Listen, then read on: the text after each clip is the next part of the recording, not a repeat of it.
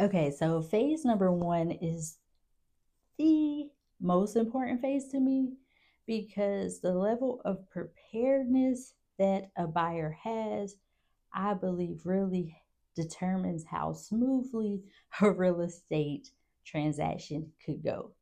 So, in the first phase, which I call before searching for the home, you're going to do a great deal to get prepared for your home purchase.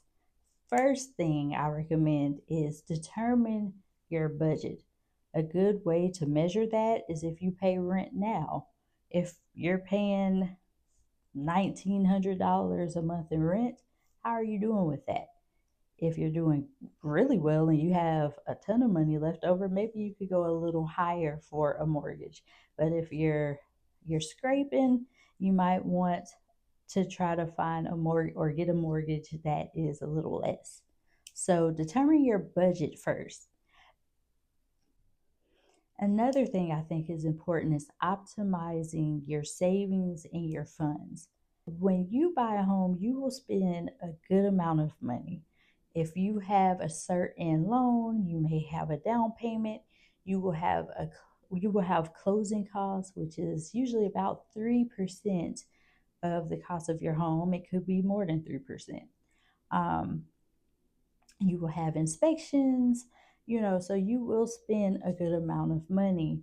And I would say, ideally, when you purchase your home, you should be excited and you don't want to be house poor. So, optimize your savings. Next, you're going to shop for a lender.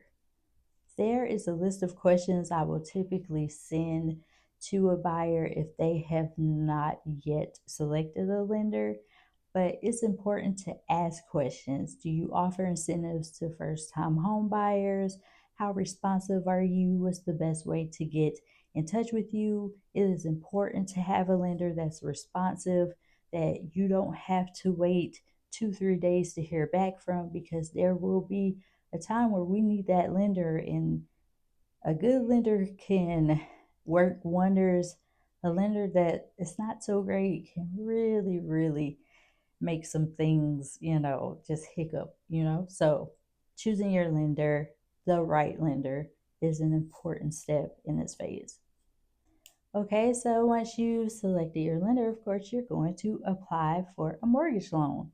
Now, I would say within a few days, if you want to shop around and see who gives you the best terms, it's okay to do that. But apply for your mortgage loan before you look for your home.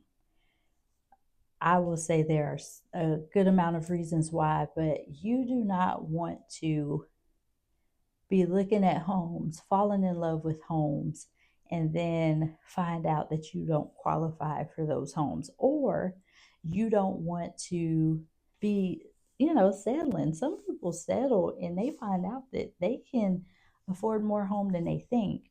So it is so important to talk to a lender and apply for a mortgage loan. There's no reason to be afraid.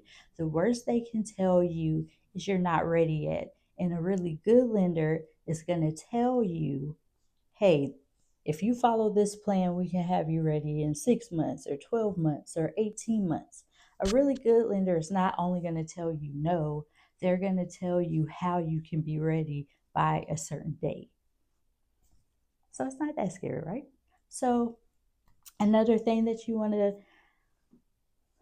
think about are, what are some non negotiables? What are some things I just absolutely must have in my house? That's important because I have not yet seen a buyer get every single thing that they wanted. If they liked the home, really, really liked the home, they were willing to settle on some things. So a good thing to think about is what you won't negotiate on and what you will. Now, if you're a cash buyer, this is going to be too easy for you. Cash buyers don't have to really go through a lot of the hoops that buyers that are procuring a loan to purchase a home do. So that's phase one.